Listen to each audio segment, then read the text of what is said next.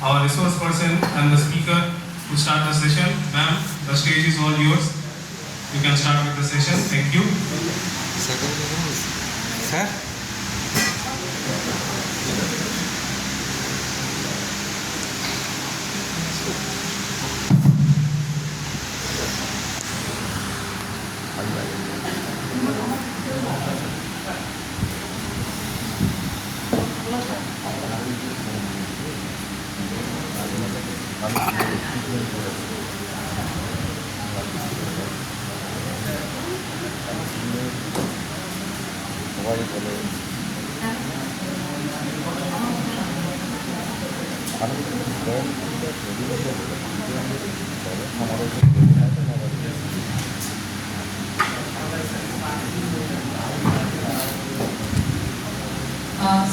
Very good afternoon to everyone present here. We have with us our respected Principal Sir and respected dignitaries who are on the dais, esteemed faculty members of this college, and I'm very humbled to be present in this august gathering. And the topic that was decided upon was NEP 2020. Now, that which was almost all the points were already covered by the esteemed people on the dais. So I had tried to align it with SDG, but before, I hope no one minds if I walk and say, no problem. Okay. And PPT, I will be sharing this PPT with all of you, and the matters contained in the PPT are more or less with respect to national educational policy and how it aligns with the Sustainability Development Goals, SDG. Quick background is that SDG has 17 goals in total, which are also called the common goals. And out of that, SDG 4 is with respect to quality education. SDG 4 only talks about quality education. There are certain overlapping goals as well. Similar goals, as in both are required. There are certain overlapping goals also. Now, NEP came into existence in 2020 Before that, obviously, there was a huge planning that went behind it, and so NEP tried to obviously address the goals of the SDG, right? And because those are the goals given by the UN, and all together, if I put all the goals together, 17 goals together, SDG talks about only one thing, which is leave no one behind. Leave no one behind. That is the basic part or basic main crux of the entire SDG goals, is that we should not by any means whatsoever it is specially abled, physically specially abled, right, or discrimination on any basis. That is their goal. Okay. Now for that goal, what needs to be done? So if a goal has been set, right, so we have to work towards that goal. And all of us here are a part of the goal, because if you are discussing national education policy, so education applies to everyone here we are together at present, right? Because we have chosen this profession, right? We have chosen this profession on our own. We've done whatever we can do and to serve our students better, right? So obviously NEP, if you search it on Google, what all NEP wants, what is NEP needs to be done, everything we will be getting in a fraction of a second. That is there. But it is a faculty development program which is organized by this college, and this is also a part of the NEP mission to have more of workshops, more of these development programs for all, because in today's world, it is we know that it is not a person who is unaware, it's not a person who cannot read or write, but a person who is unaware, who cannot learn, unlearn and relearn, and know what to unlearn. Right? When lockdown happened, overnight we all shifted to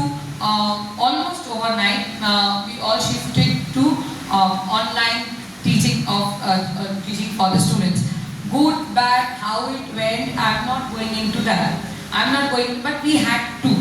We had to, from chalk and talk, right, from using all the PowerPoint presentations, right, we had to shift ourselves, we had to unlearn that and learn how to get access, because our main objective was to that if the nation stops for this many months, if the nation stops for these many years, what will happen, right? So there was no other way out for us, right? So that was the only solution at that point of time, and hence we had to unlearn whatever because we did not know.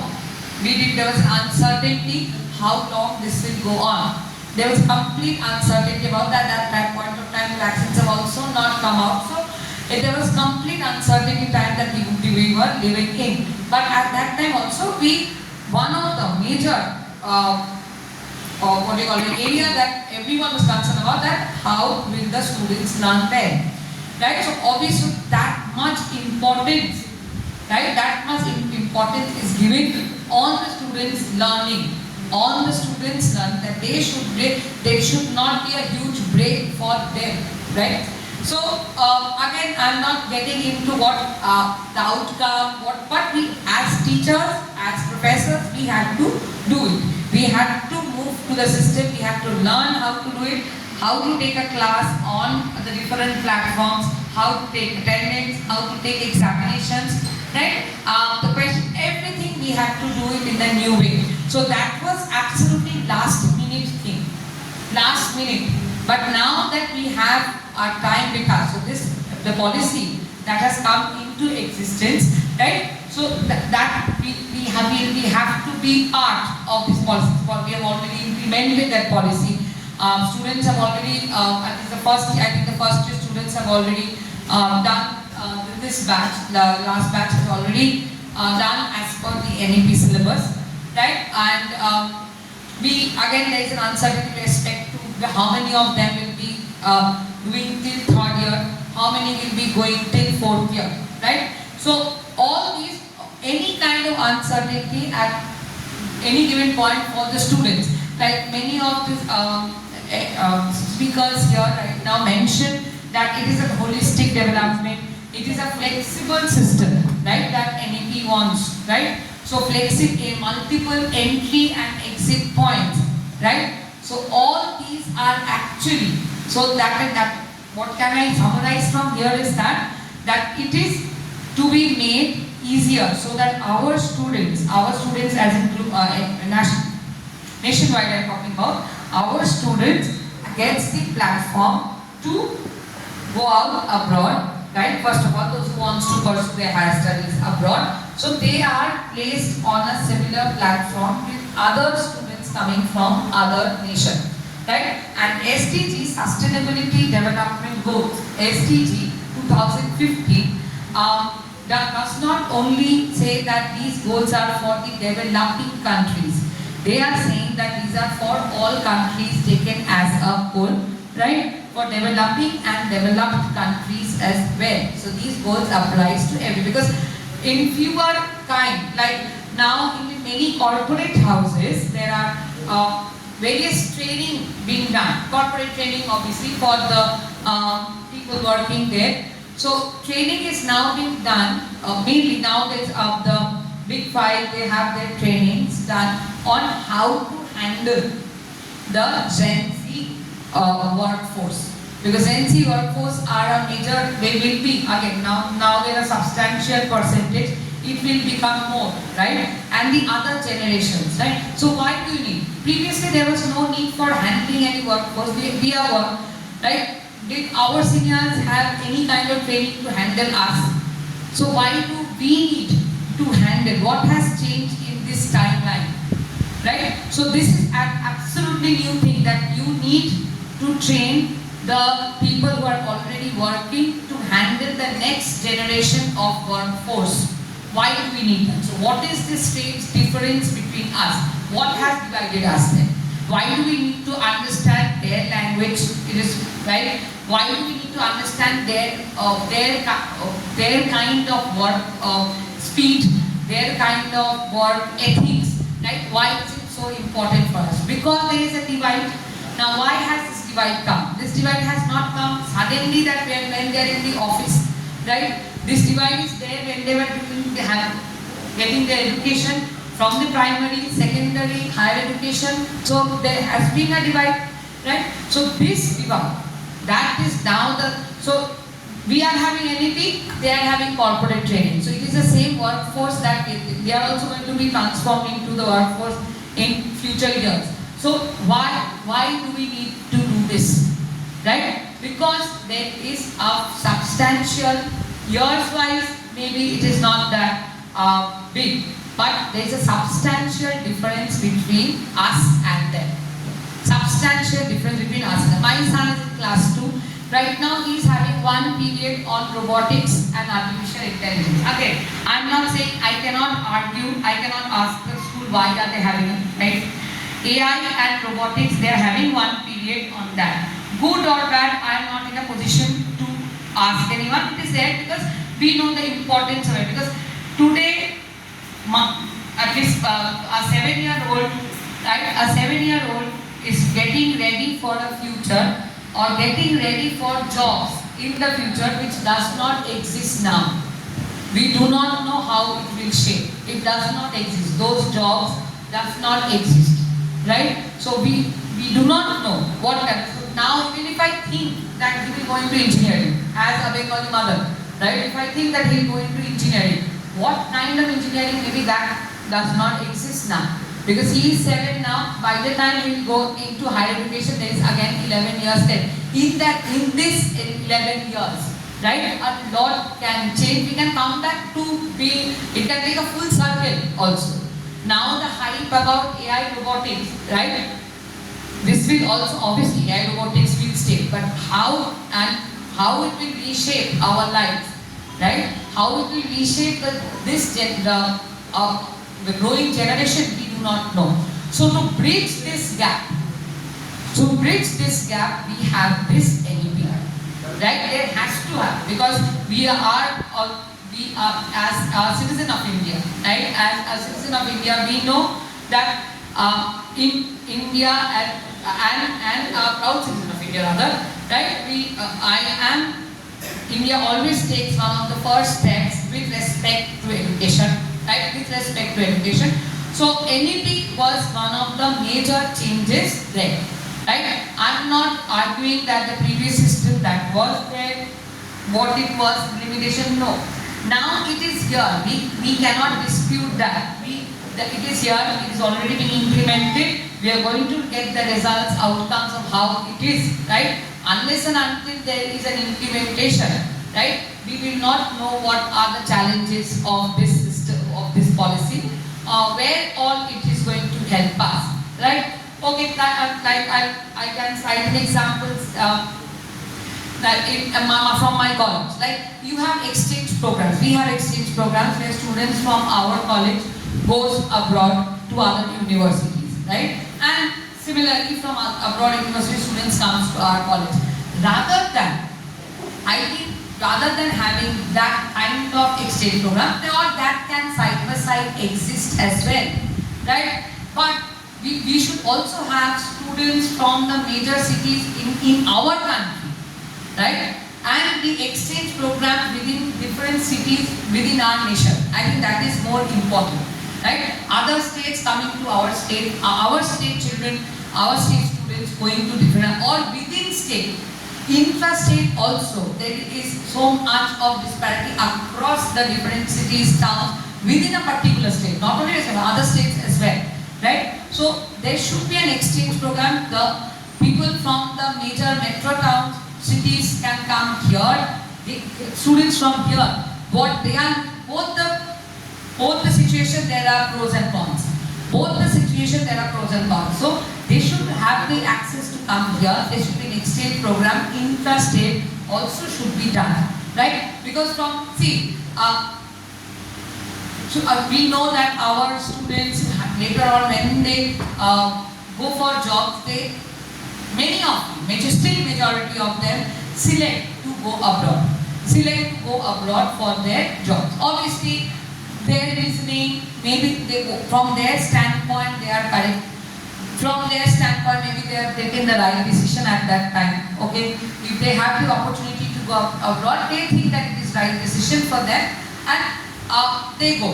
We, as here, all of us here, we have decided to stay back to our state, right, in our state, in our country. So that was also a conscious decision on our part. So if we can let our student force to let them buy and give the opportunities here in India, right? Okay. So obviously that will reap better benefits in the future, right? So NEP in that way is what we call it, a facilitator, right? Policy can work as a facilitator because it is trying to, we will be seeing certain fine points in this policy which more or less matches with what was going on in abroad countries, their syllabus orientation, their multiple exit entry point, the buffet system, that I can choose chemistry, with that I can choose a history subject as well,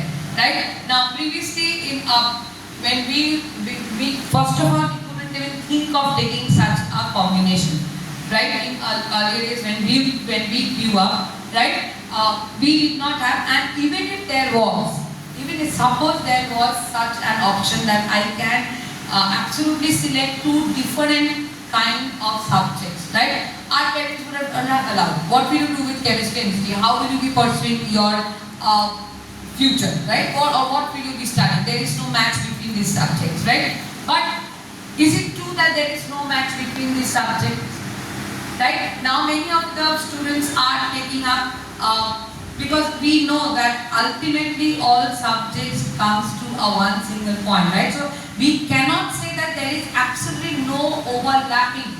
There is absolutely zero, there are two different sets, right? We cannot say that, right? There is some sort of overlapping even if the most diverse kind of subject if we take.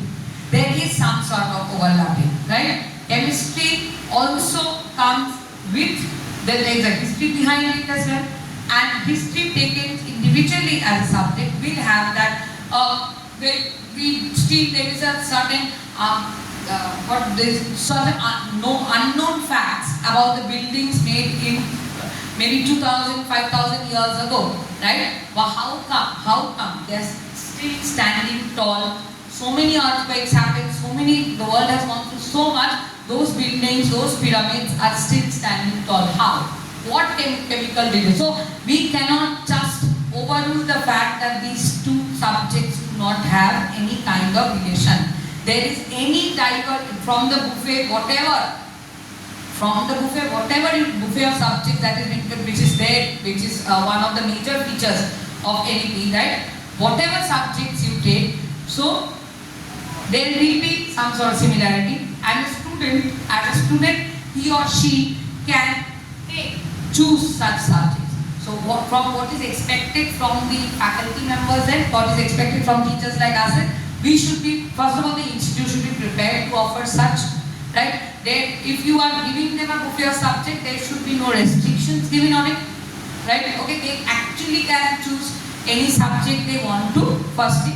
Secondly, so if they are choosing, that means your workforce should be ready with that, workforce is teachers like us, right? We should be ready with providing that how do we link these two subjects.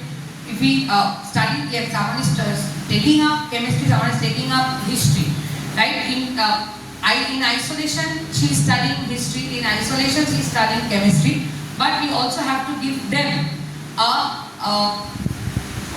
give them knowledge about how can she pursue a career taking these two into consideration. So that onus is on us, that is on the teacher. So we are obviously NEP, the word education is there, and teachers like us and all of us sitting here, we are a part of the system. And I believe in one thing very strongly, that if you are in the system, we can change the system, right? This is with respect to the policy I'm talking about, right? So obviously, so anything, whatever way we can reach out to the students, we can deliver it to the students.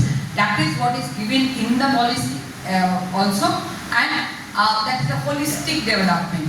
Vocational, much more focus on the on vocational training. Like from I can say on my college we have a rural campus. We have it in Raghavpur, right? Okay. Firstly and secondly, there is an industrial visit program that happens. So they get an opportunity because everyone, obviously, the background of the students are diverse, right? So many of them, yes, comes from business families, yes. Others do not. So if they're taken up commerce, this is my stream I'm talking about. If they're taken up commerce, so they should have an exposure to how a factory functions, right? At least a bit that much. That this is how it looks like. First of all, this is how it looks like. This is like they have done. They do accounts on that, so they have a knowledge about it. But why it should be limited? Is it that only with accounts knowledge you can visit a factory? No. Others can also, right? There are different other, in a matter of so much of chemicals being used, chemicals being mixed, so there are other things as well. There's other stream students should also do that. That is also given in this policy, right? So what it is not only equitable for all students together, it is that all the students in the college, that there is a division of this English department, this history department, right? So when for commerce students it is always a factory visit. For other students, maybe the students of a different department, there is a different kind of visit.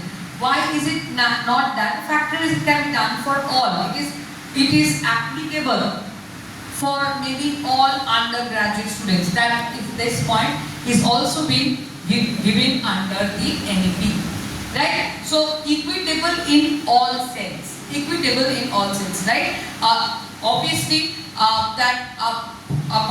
maybe a student from in English department will also may be interested to see the factory, right? Obviously, so why are we ruling that out?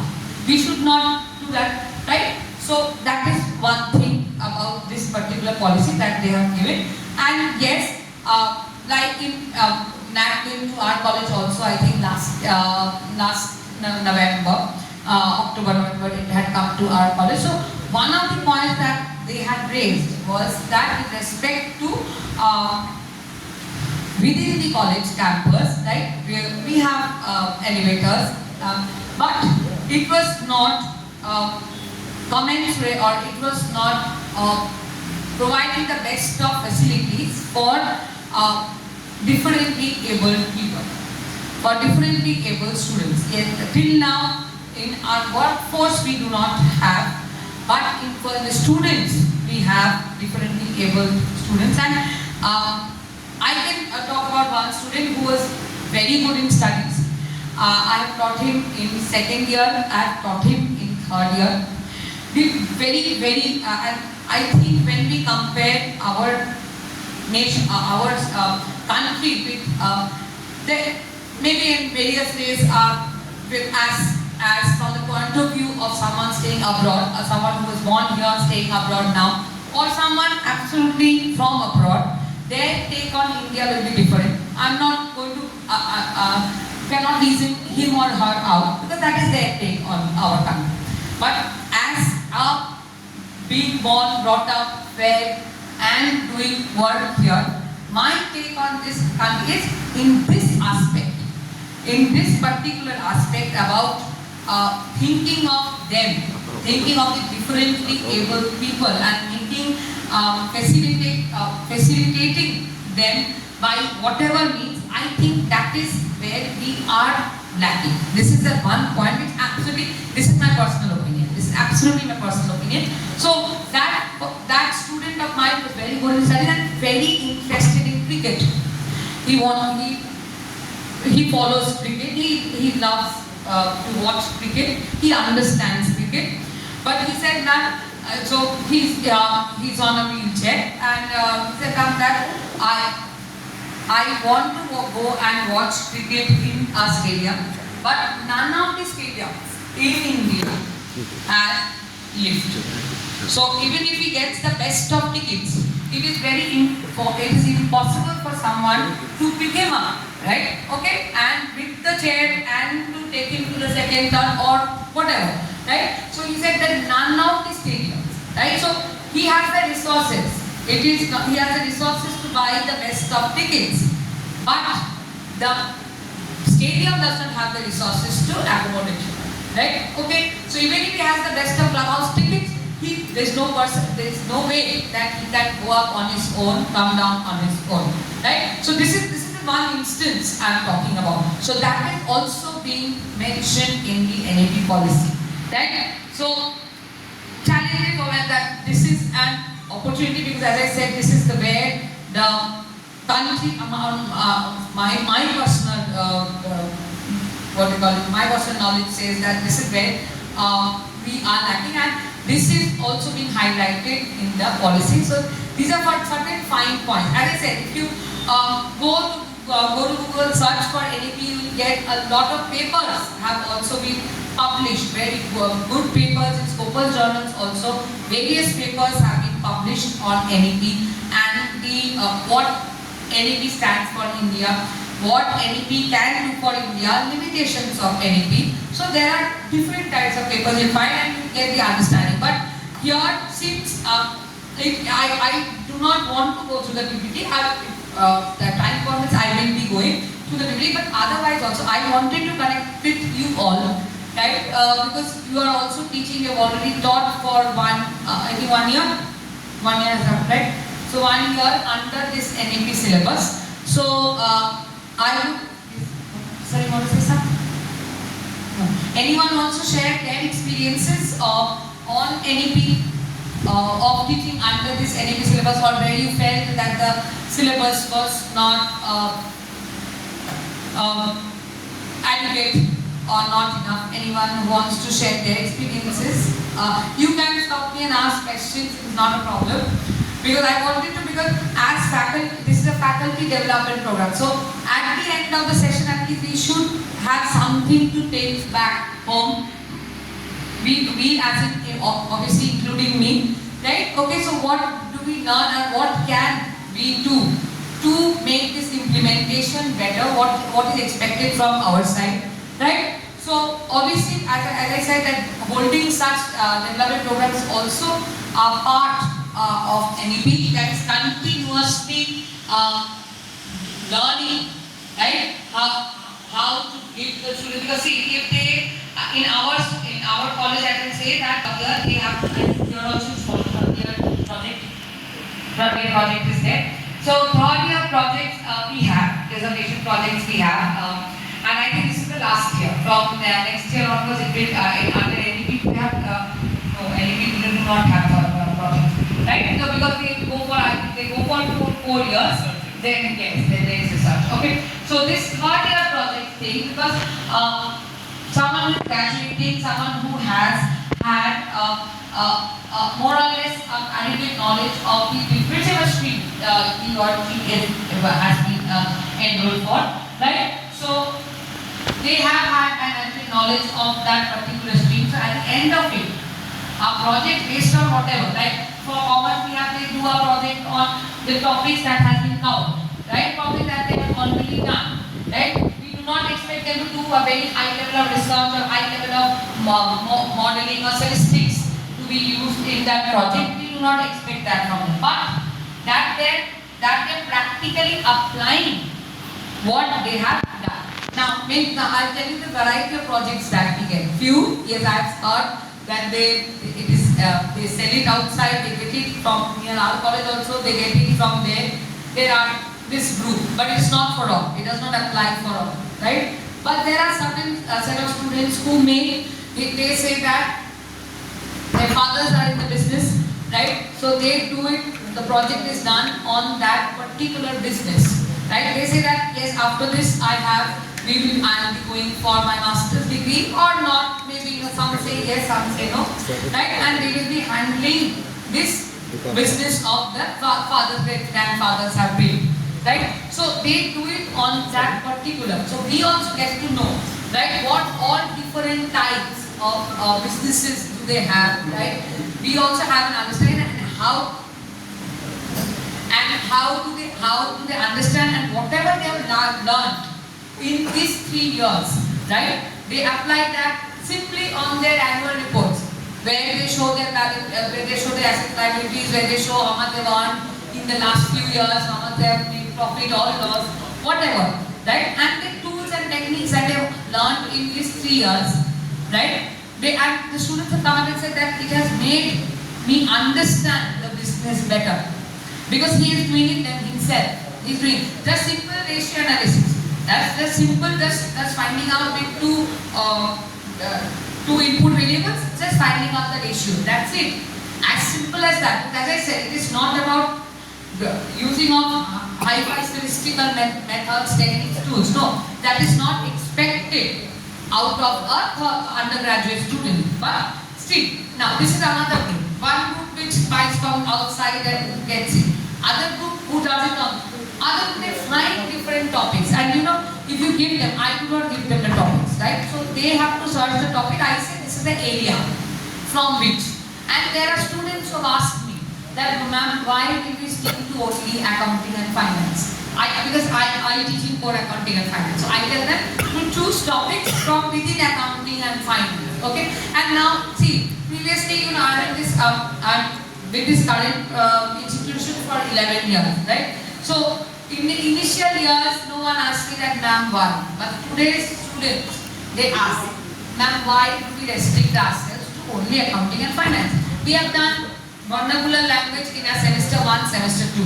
We have done English also, they have business communication also, right? Entrepreneurship development, and they have done IT, information technology.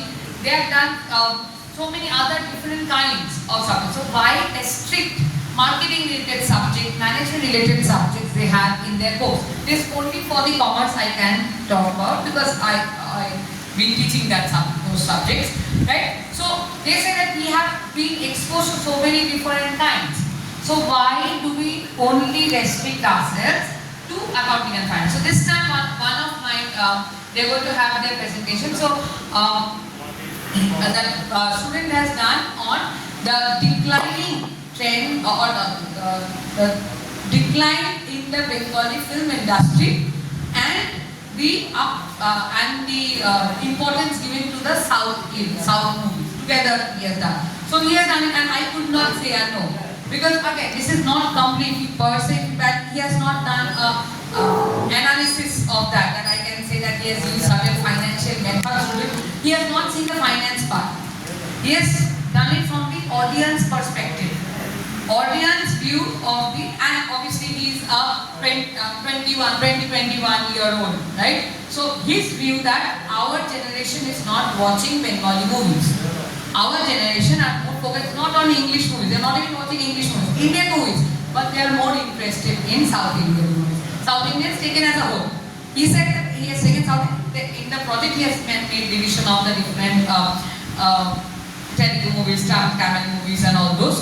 But that is his project, and I couldn't say no. Again, this point is also being given in the NAP, right? This is also being discussed in the NAP. Yeah. So this kind of project, and like this others also, they've done it on artificial intelligence.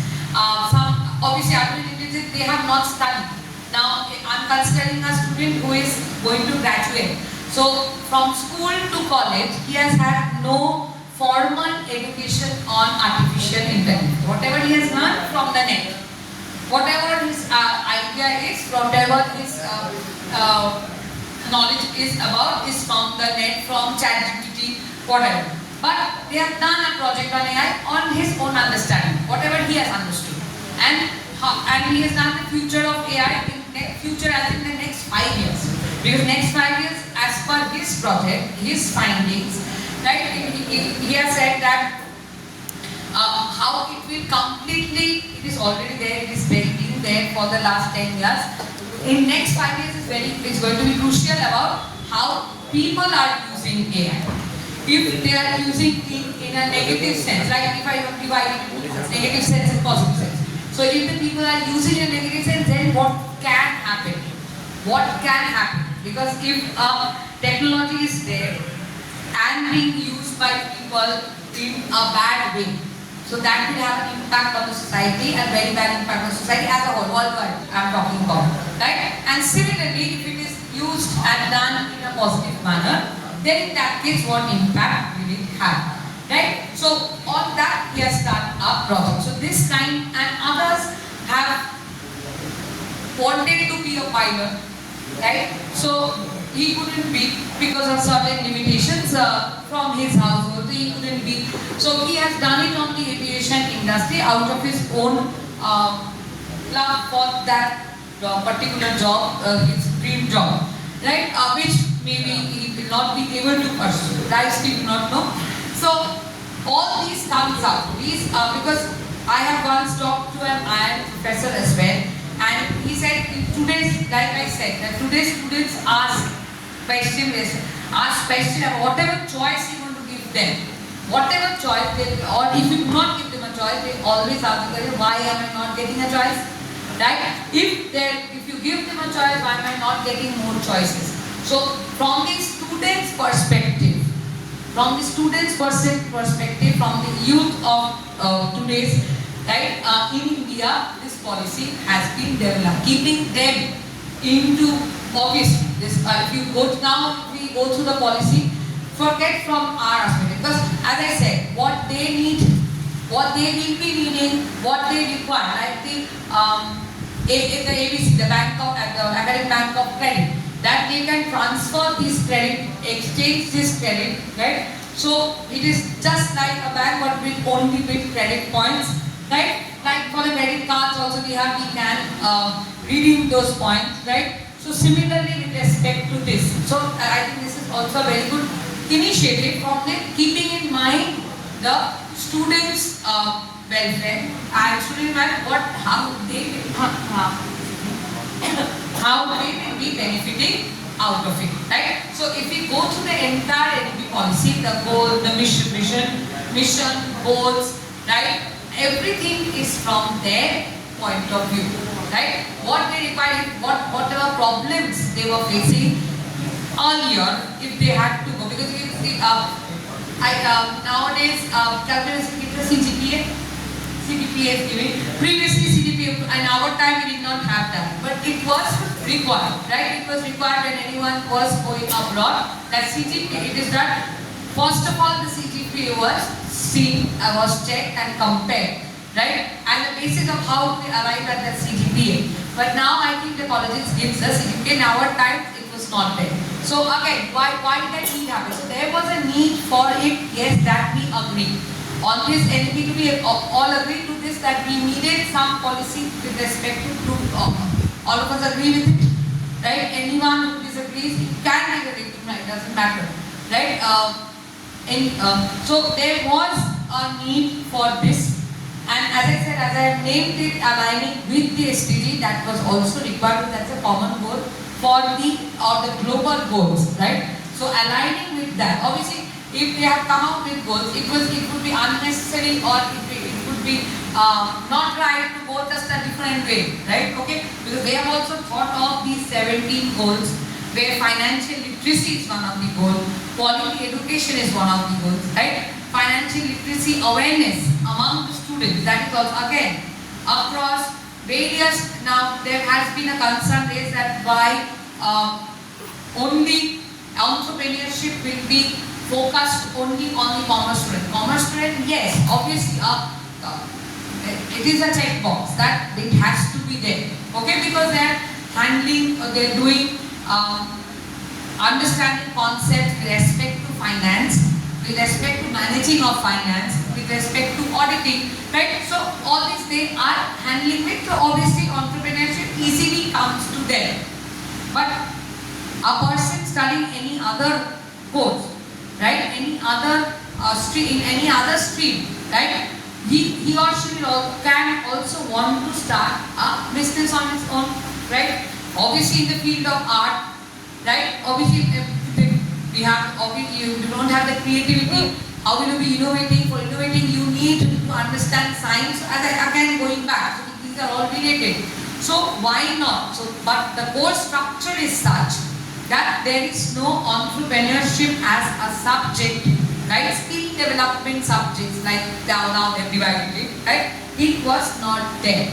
But it can so happen the student from doing BA, BSc, other, right? Okay, so they should also be included in the subject. If that is the demand, if that is what you want to do, that things should be made, innovative products should be made coming out from your country, so it has to trickle down and start from where, from the way it suddenly, someone who is being studying entrepreneurship for last 5, 6 or last 3 years, and I also, so that person also wants to take up or do something on his own, right? I myself want to do something on my own, but I did not get that 3 years of that entrepreneurship, what do you call it, my opening up to entrepreneurship as a subject. I did not get that. So suddenly after 3 years when I was starting out, obviously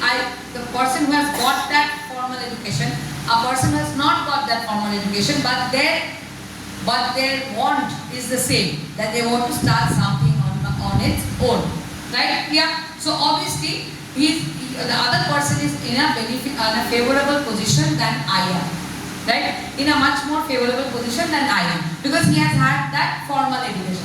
That some value addition he will be getting over me, some value addition, right? So that is what that.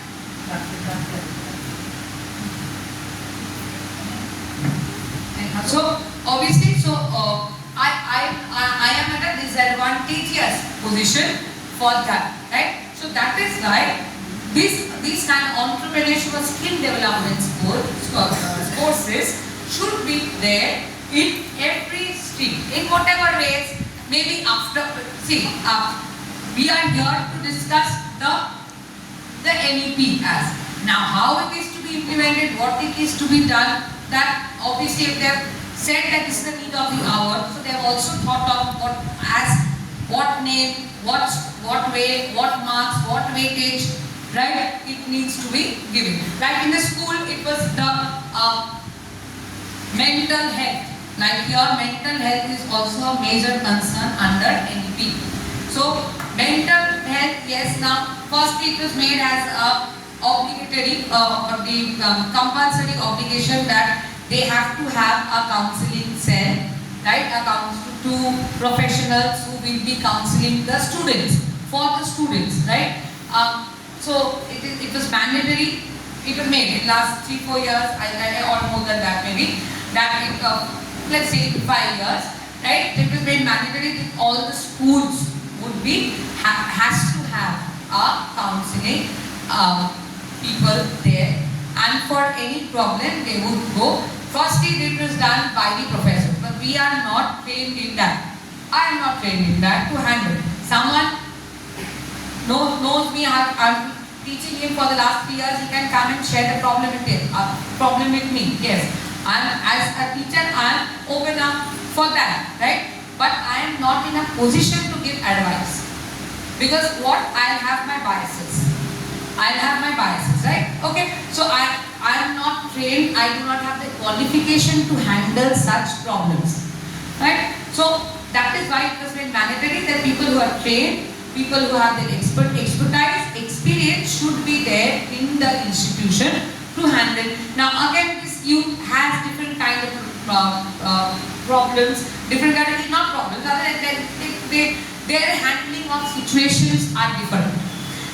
How they handle now. We often say that we have handled a lot of stress. Why can't they handle this much of stress? But times have also changed. Times have changed. So their capacity of their mental setup, how they are being brought up, that also matters. As parents, how are we bringing up our child, right? How we have been brought up and how our kids are being brought up are completely different, right? They are much more open to the outside world. They have a phone, tab, TV that they watch, with which they have the access to what is going on at different. At a single click, they know what is happening at different country. right? Okay, so their exposure is much more. Now this exposure is good from this age is good or bad, right? We cannot say that we will only see when they grow. That too much exposure. As a parent of a 7-year-old, I can say so much exposure is not good because there's too much information in their mind. They do not know how to process it. So this is with our students as well. Oh yes, they are a bit obviously elder to this, but still, right? So much exposure. So their handling, their capacity of handling also differs.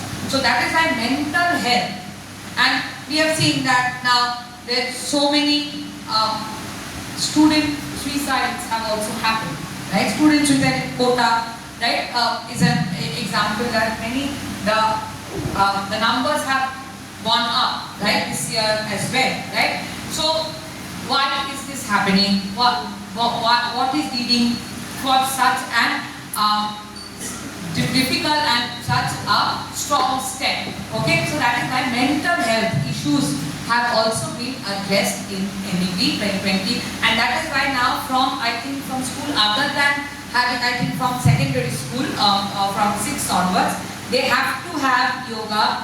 Apart from PT, physical training will be there. Apart from that, yoga meditation has also been added to it. Right? Now again, now it is being added. Now I think for the last 2 years it is, or 1 year it is being done. So right now we cannot say that students are enjoying that period or taking it as a free period or actually doing it seriously. Right? How many of them are doing seriously? What is the, or keeping in 1 year's time, 1 year is a very short time to say that it has been properly implemented and giving positive results or not. It is a very short period to say, to make a comment on that. So we have to see for some more years to understand that whether, but see, if it is being highlighted in a policy which was given out in 2020, so obviously it was a major concern area. So apart from, we know that especially our Indian students are under a lot of academics, plain and simple academic, they are under the academic pressure.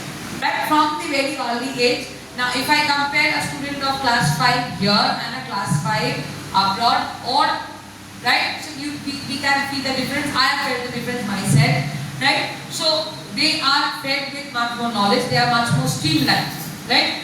So they are under a lot of academic pressure that is undertaken. We cannot deny that. They are. Okay, I'm talking about school children, right? Okay, so with that, obviously there is too much of academic pressure on them.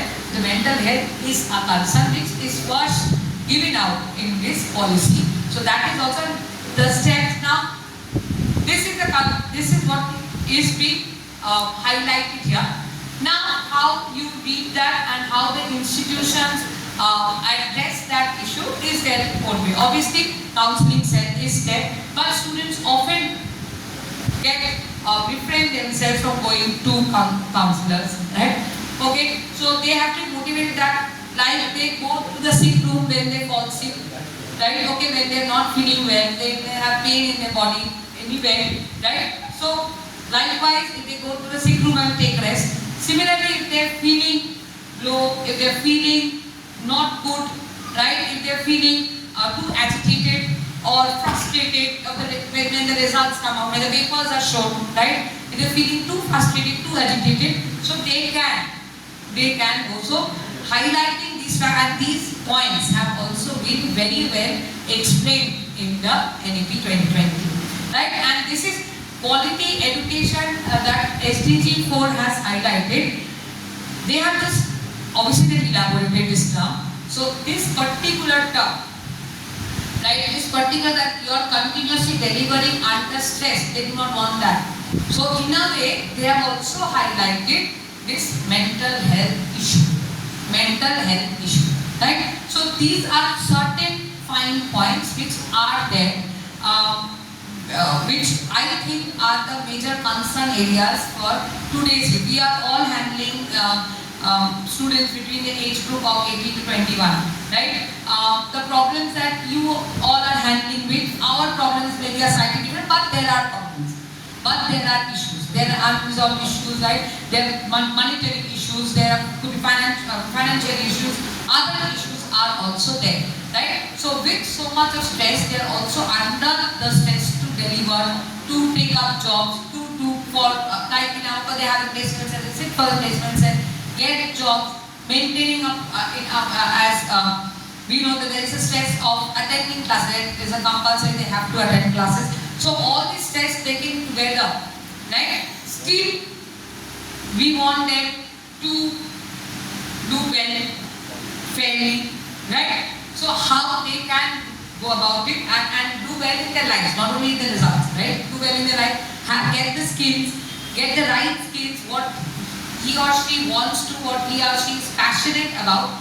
Those factors have been highlighted under NEP 2020, right? That vocational training, right? We have lectures coming out from, like for commerce students at least we have that people from industrial background, with industry, not with academics, not related to academics, who is in the corporate working maybe as a lawyer also. We have had advocates also coming and giving lectures to the students, right? So because that is also related with the course BCom, right? So we have had industrialists, we have had advocates coming in, right? We have had other professional practitioners like CA, CS, people coming in who are in the industry for a long period.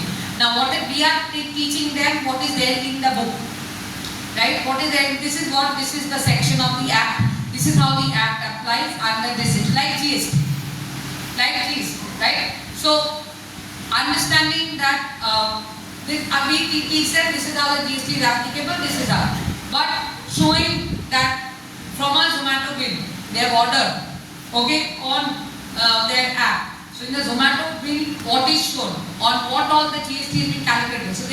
So just telling them from the book or making them do sums from the book, they are not that interested, right? But if you give them the practical examples, right? And see, as faculty members, we know that we are in a constant pressure to finish the syllabus, complete the syllabus, right? But if you, that is why the outside lectures, outside seminar, which is also highlighted after NEP 2020, outside lectures, seminars, in other perspective, different from a faculty perspective, right? So they can connect with the students and students can connect with them much more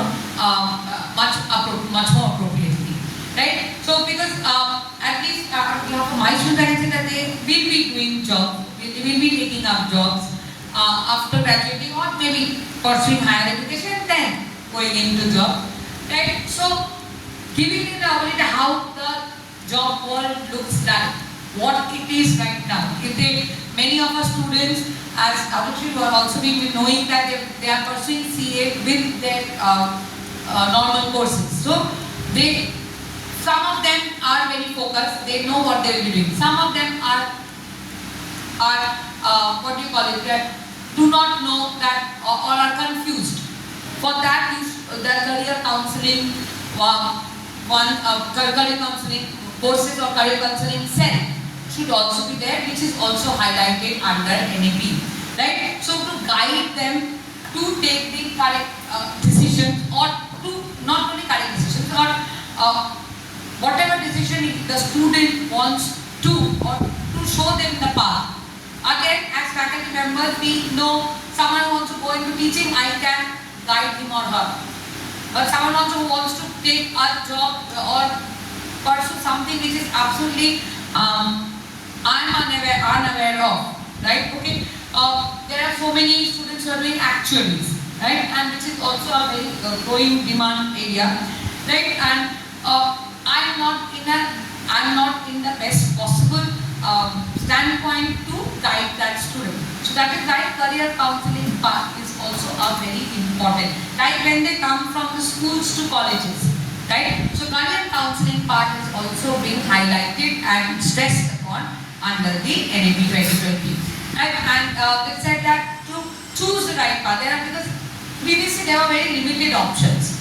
There were very limited options, but now the kind of options taking, and even if we do not overlap the subjects, still only taking commerce, there are more options available. But for that, obviously further specialized knowledge needs to be gained, right? Okay.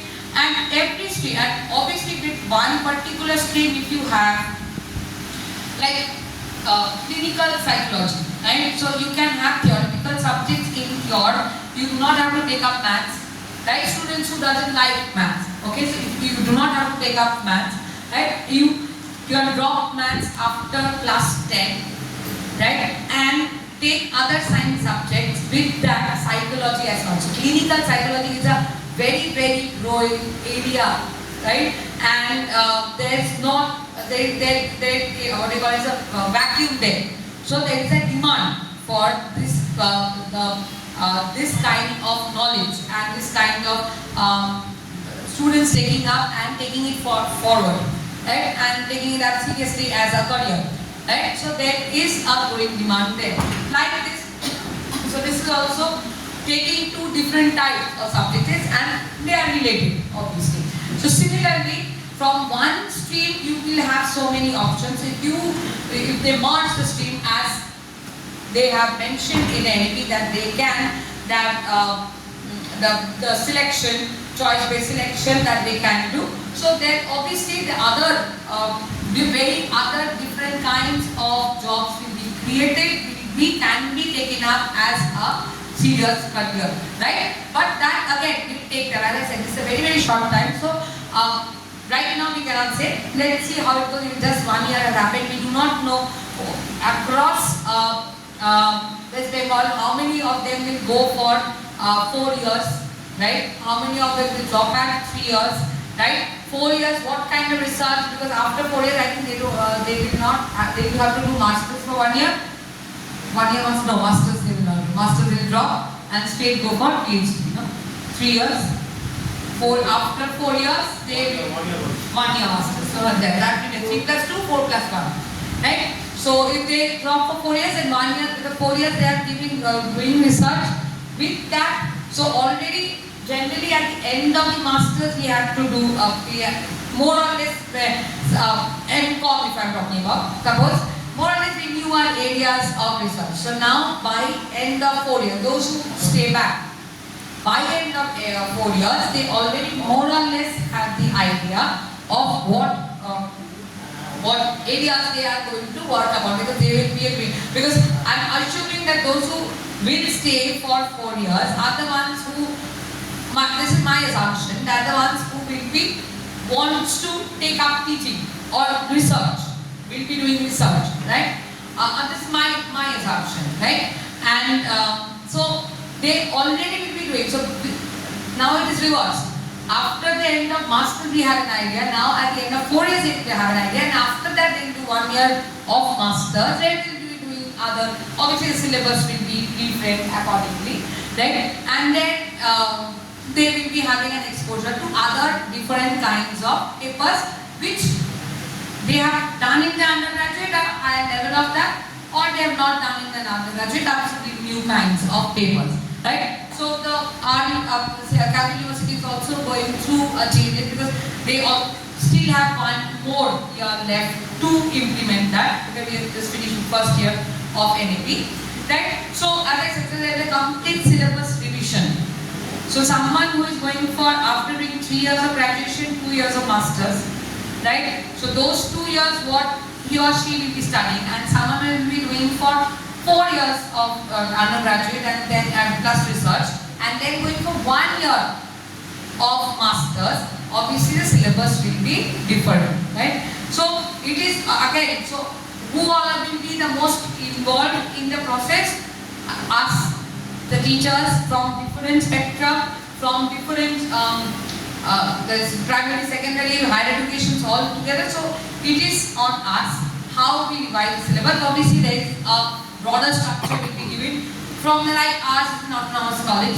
So whatever the mother university gives, Calvin University gives us, right? From there we can slightly deviate and make it on our own. So that kind of deviation, main syllabus given by the Calvin University. From there, suppose 10% deviation, that 10%. So that 10% that we can deviate.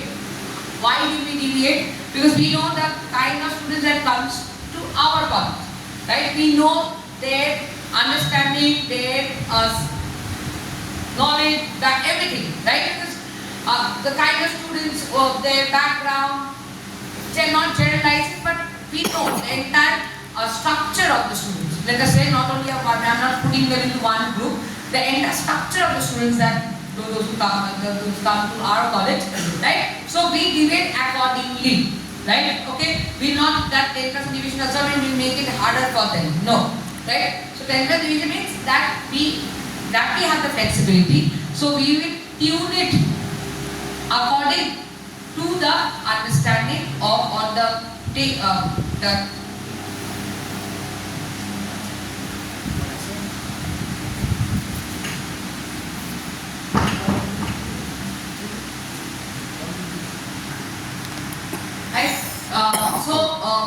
to their understanding, we will try and fine tune the syllabus, right? And syllabus also will be, I think, the marking pattern. Like they have mentioned in the NEP that there will be less stress on outcome based, right? Okay, now outcome based, assuming only based on the academic outcome of the student, we are not going to, that is what they are giving here. I am just saying what is given in the NEP, right? Only based on the academic outcome. Then other, like for our college, they have to fulfill certain social credits as well. Certain other credits, what all other things that they have done, that fulfillment is a necessary condition for them to get the degree. So apart from, yes, doing well and appearing for the exams, giving the exams, right? Other things are also needed so it is done. This is the method for failure which has been applied for so many years now. So it is like they have to do certain social work to get those social credit, right? So that in a way they at least take the initiative to go for it. Right? And there are other credits as well. Okay, so there are so many. See, basically, it is otherwise we know our students, right? Otherwise, if you do not, if you give them just an option that you can do it, you cannot do it, no one will do it. No one will do it. We know that, right? So it is kind of making it a compulsory condition that needs to be fulfilled. Otherwise, it will not be given your admit that we can do in our that we have been doing in our college, right? So that fulfillment, that stand from wherever in an NGO your work, NGO, you have done traffic in front of the college, you have done cleaning up at the back from in and around the college, right? Okay, so in whatever ways, right, you have done your social service and someone has approved the same, right? So you get the social credit for the same. So this is and this becomes a precondition, right? Similarly, this is one side, and secondly is that you will also academic credit also you get. The academic credit is what that they have apart from the marks and everything, they have the lectures that is being arranged for them, the programs that is being arranged for them, right? They have to attend the same, right? Yeah. So to get that credit, right? So these two aspects, one is social, one is academic. Right? Together with that, yes, the marks and the appearing for the exams are also obviously there. Right? So these other two conditions are there for them to sit for the or appear for the next exam or get the admit card for sitting for the exam. So this is how it has been made in and around like manually for them to go for the set. So that part has also been highlighted under the NEP 2022. And this also gives them see, social credit that which is very, very important in our college. Why? Because people come from very diverse background, right? And so everyone doing the same thing uniformly, it applies for all. That is very important, right? Maybe a student who comes to a college who maybe doesn't even drink water on his own, he has to pour water in a glass and give it to him. right? And someone who may be staying absolutely on its own and doing everything for them. So the social credit part, social work applies. They have to have an opening, they have to have an understanding of how it works so that at least they do something out of it, and that exposure is there. So these are all good exposure, right? And good exposure is there to their lives as well, right? And many of them go to the NGOs. The serious students, there is a good percentage who go to the NGOs, they go to the what do you call it, the old age homes, right? And do work. The little sister of poor is right beside our college. They go there and do the do work, social work there. For a certain period, there's certain hours they have to fulfill. It is not that once they go and they do not go back. They know there's certain number of hours, social hours that they have to give out of their academic hours and devote it for that time. And so this is another aspect which has also been highlighted here. Like I said, for there's many of we also have masters, and for masters also, which is also given in the NEP, that it is not only for the postgraduate students. The industry opening, the industry visits are mainly, most importantly, for the undergraduate students. So this is the main, I will go through the PPT if you want. If anyone has any questions, I have been saying for a long time. I will go now, Professor Thakle, please act over. It's not different. Thank you for the exciting session, ma'am. It's not actually a question. I completely agree to that particular point where you raised about the mobility of students, the interstate mobility which we can revamp in our higher education. Because in terms of the grassroots level,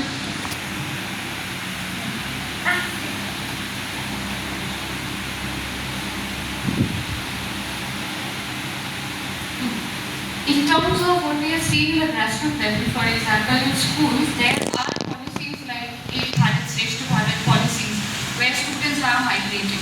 But when it comes to higher education, we do not see that certain stance has been taken. So I completely agree on that. And also the SDG Goal 5, for instance, which talks about gender roles, I think we are not ready in terms of infrastructure. For example, where do we accommodate the transgender? So we are still limited with the binaries that we know. So I think it is quite premature to kind of talk about the cons right now. So, but I completely agree to that point. So I just wanted to highlight that for you, ma'am. Thank you so much.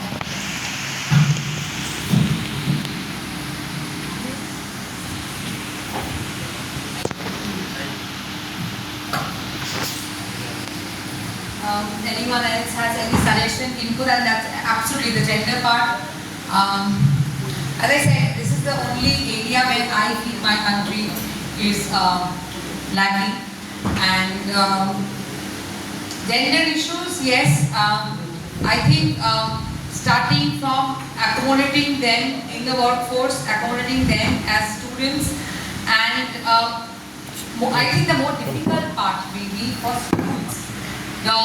In the higher, because when the student when a person understands his gender orientation, that age will be happening in the school life, in its school life, right? Later on, by the time they come to college, they already know their orientation. But the change happens or the preference happens during the school life. So I think it is more to do with the schools and how they handle it. And it's a very, very sensitive issue, and because there is a lack of acceptance from their own side. Society I'm living, from their own family, from the peers, from institution again comes much later. I think it is first has to be themselves, the person who has a different orientation, and then it comes from the family, because many of them we have seen, as I have seen myself in our college that Many of the students don't write their full names now, right? When I first encountered with such an incident, I asked that why write your full it like the tone we have with the students, right? Like why have you written your surname? Today I don't know identify with my surname, so neither my mom's side, nor my mother's side, nor my paternal, maternal, none. So just had written the name. This is one that I had come across, and obviously then, so when I checked the registration certificate also, so he is registered as in that name only, right? So then I do not have, I'm not in a position to comment on that. This is the first thing, and secondly, first I've taught someone for second year and third year. So second year, the way I have seen him, I'm seeing him because I teach morning, the St. Xavier's College is all boys, right? So him, and third year, I could see the change in his orientation. So maybe third year, he felt comfortable to come out from, as he say, from the closet, right? Oh, so I don't know, maybe he was graduating now. So at the end of third year, I could see him. There's a major change in the orientation, what he was in second year and what he is. Now the institution obviously did not have any kind of issue with it, but problem is with the infrastructure. Do we have the infrastructure or not for including them in the society? So I do not know. So it's a long way to go, and but there's always a start. You have to start and only to finish, right? Then we know where are we going, so we have to start it first. And so let the starting point be LP 2020, and we can take it a bit positively because it is aligned with the SDG goals, UN goals, right? And where major issues have been stressed upon by the SDG, and quality education, we all agree, we are all educators here, we are all academicians here, we agree that how important that is. And what I started with, and with the same thing, that the main crux is that leave no one behind. So no, at any cost, in any way, in any mode, spectrum should be left behind. So with that, I'll end. Please. আপনাকে আমি ধন্যবাদ জানাচ্ছি, আপনি খুব interesting এবং informative ছিল। তো আমি একটা বিষয় আমার একটু জানার আছে, সেটা হলো যে আপনি বললেন, আমার খুব ভালো লাগলো যে আপনারা যে একাডেমিক ক্রেডিটটা দেন স্টুডেন্টদেরকে, তার বাইরেও একটা ক্রেডিট দেন এবং সেটা কম্পালসারি এবং সেটা সোশ্যাল ক্রেডিট। অ্যাকচুয়ালি আমাদের স্কুল, আমাদের কলেজে এনএসএস এবং এনসিসি ডিপার্টমেন্ট আছে এবং সেখানকার স্টুডেন্টরা এটা করে। আর কিছু ডিপার্টমেন্ট আছে, তার মধ্যে এই আমাদের সায়েন্সের একটা ডিপার্টমেন্ট আছে, সেই স্টুডেন্টসরা নানা রকম সোশ্যাল অ্যাক্টিভিটিসগুলো করে। এবং ইন জেনারেল স্টুডেন্টদের মধ্যে আমাদের সেরকম কিছু কম্পালসারি সোশ্যাল ক্রেডিট অ্যালট করার বিষয়টা নেই। আমার সেরকম জানা নেই, ফার্স্ট টাইম আপনার কাছ থেকে শুনলাম। তো আমার কাছে আমার যেটা জানা সেটা হচ্ছে কি, এই যে আপনাদের যে সোশ্যাল ক্রেডিটটা আপনারা অ্যালট করছে, তার জন্য সেটা কি ক্যাটাগরি প্রত্যেকটা কলেজ করে? সেটা করে না, আপনাদের কম্পালসারি তো করতে পারে না, কিন্তু ওই জায়গায় আপনি না বলেন এক্স্যাক্টলি এনসিসি এর মাধ্যমে করতে হবে না। তারা কি আপনাদের ক্ষেত্রে কি সেটা মানে আপনাদের 100% স্টুডেন্টের ক্ষেত্রে এটা অ্যাপ্লিকেবল? আমাদের জন্য, আপনাদের ক্ষেত্রে না, এটা খুব ভালো লাগলো। তাহলে আমরা এবং সেটা যদি আপনি আমাদেরকে বলেন, তাহলে আপনারা কতটা আওয়ার অ্যাডপ্ট করেন? ওদের মনে হয় একটা সোশ্যাল ক্রেডিট কত 60 ইয়ার্স আমি আপনাকে এক্স্যাক্টটা বলে দেবো। আচ্ছা, তার মানে একটা সেমিস্টারে তো 3 বছর ধরে। আচ্ছা, তার মানে ওরা যদি ওরা করে, তাহলে সেটা কম্পালসারি ওদেরকে আপনারা সোশ্যাল একটা ক্রেডিট অ্যালট করছে। সেটা তো আপনাদের মার্কশিটে শো করছে কি? সেটা ওরা জমা দেয় তার সোশ্যাল ক্রেডিট। হ্যাঁ, সোশ্যাল ক্রেডিট হয়ে গেছে, আমার কিছু সার্টিফিকেট দেওয়া যেতে পারে। ভেরি গুড সাজেশনের মতো আমার মনে হলো এটা। আমরা যদি আমাদের 100% স্টুডেন্টের ক্ষেত্রে অ্যাপ্লাই করতে পারি যে আমরা একটা সার্টেন আওয়ার্স যদি অ্যালট করে দিই, তোমাদেরকে এই আওয়ারে আমাদের যারা এনএসএস এনসিসি করে তারা তো করে, তার বাইরে যারা স্টুডেন্টস আছে তাদেরকে যদি এই অ্যাওয়ারনেস গ্রো করা যায়, আমরা যদিও বিভিন্ন রকম ওয়ার্কশপ এবং অ্যাওয়ারনেস ক্যাম্পেইনগুলো করি, ওটা খুব ভালো লাগলো। Thank thank you.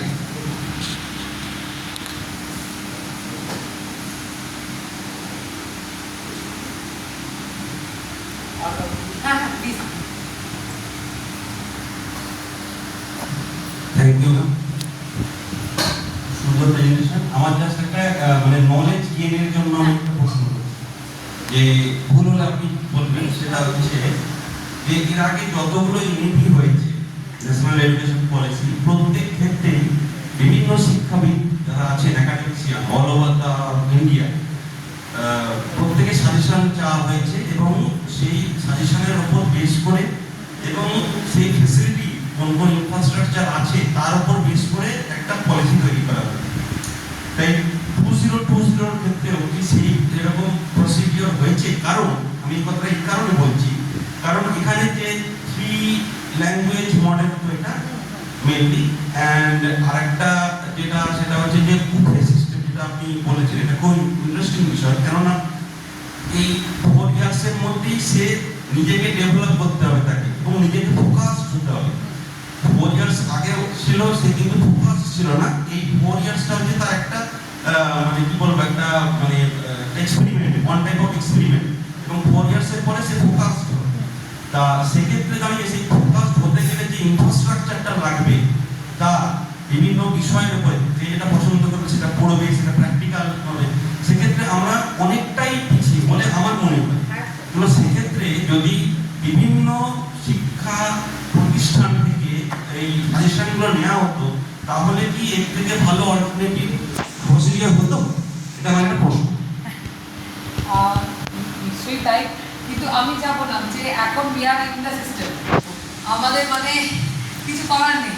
হ্যাঁ, আমরা in the system, এটাকেই যেটা আমি সবসময় মানি যে we are in the system to change the system, right? So আমরা যেখানে আছি সেখানে দাঁড়িয়ে the best way possible how we can do implemented হয়ে গেছে, সেটা hope for the best next time around.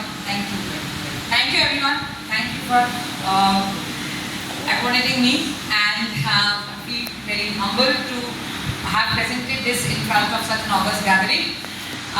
I thank my heartfelt gratitude to the principal of this college, the IPSC coordinator, the teacher council secretary, and all the faculty members, and special thanks to Arushi who had called me and for this particular session, and I readily said yes, and I wanted to come here, I wanted to see his college, I wanted to see everything and meet all of you, and it was an enriching session for me as well. Thank you everyone. With that, on that note, I end my session.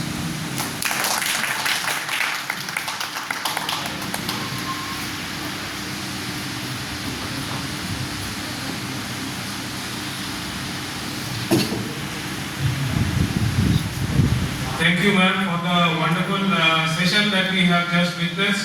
It is being an honor and privilege for us to listen to you, and the practical examples that you gave of how NEP has been implemented in your college has been really helpful, and we will take those things into consideration. Now, I would like to ask one of the senior faculties of our Commerce Department, Shujit Das sir, to come and provide the valedictory and Thanksgiving address. Sir, if you might come. Thank you, sir.